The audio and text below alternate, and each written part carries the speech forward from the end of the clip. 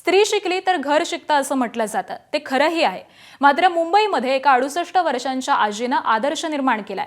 विशेष म्हणजे तिच्यासाठी संपूर्ण कुटुंब उभं राहिलं. काळाचौकी भागामध्ये राहणाऱ्या आजींच्या घरी सुद्धा 10वी पास झाल्यानंतर मोठं सेलिब्रेशन कुटुंबियांनी केलं.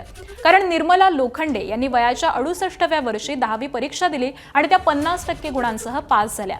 7वीला शिक्षण सोडल्यानंतर आपण आपल्या जीवनामध्ये कधीतरी 10वी बोर्डाची परीक्षा द्यावी असं स्वप्न आजींनी पाहिलेलं होतं आणि ते स्वप्न काल पूर्ण झालं. हे स्वप्न पूर्ण करण्यासाठी संपूर्ण कुटुंबानं अभ्यासापासून ते त्यांना शाळेत घालण्यापर्यंत मदत केली आहे. सुनेनं त्यांना 8वी ते 10वीच्या रात्र शाळेमध्ये प्रवेश मिळवून दिला.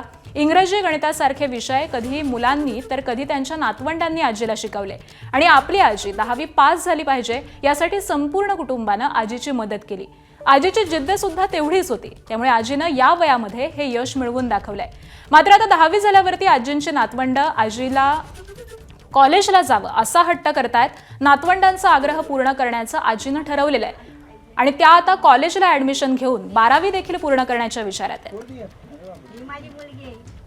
मला प्रेरणा मेन म्हणजे माझ्या नातवंडांनी, माझ्या सुनेनी मला सांगितलं, आई तुमची खूप इच्छा आहे ना लहानपणापासून, तुमचे बालपण इतकं कष्टात गेलं आणि माझ्या नातवंडांपासून मुलांपासून सगळेजण आईला शाळेत शिकत होते. कितवी पर्यंत तुमचं शिक्षण झालं आधी? 7वी. 7वी पर्यंत. आणि मग आता तुम्ही ऍडमिशन डायरेक्ट 10वीला घेतलं होतं? नाही, 8वी 9वी 10वी 3 वर्ष तुम्ही? 3 वर्ष मी कंटिन्यू केलं. माझ्या आजीला स्पेलिंग्स तिला यायच्या नाही तर मी तिला सगळं शिकवायची.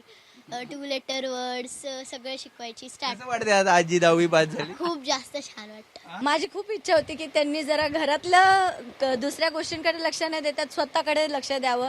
त्यांना खूप स्वतःसाठी इंटरेस्टने जगावं छान असं, म्हणजे त्यांची राहिलेली जी स्वप्न आहेत ना ती पूर्ण करावी त्यांनी. म्हणून मग मला खूप अशी इच्छा होती की त्यांनी शाळेत जावं. 10वी पास झाली, खूप बरं वाटलं. कारण त्याची इच्छा होती. लग्न झाल्यापासून की माझे भाऊ वकील आहेत वगैरे. म्हणले नाही का एवढे वय झालंय आता कशाला शाळेत जायचं? नाही असं मी काय असते ना आजूबाजूचे लोक. नाही, आजूबाजूचे बोलले, परंतु तिचं ध्येय होतं की मला 10वी पास व्हायचं आहे आणि तिने पूर्ण केलं सब.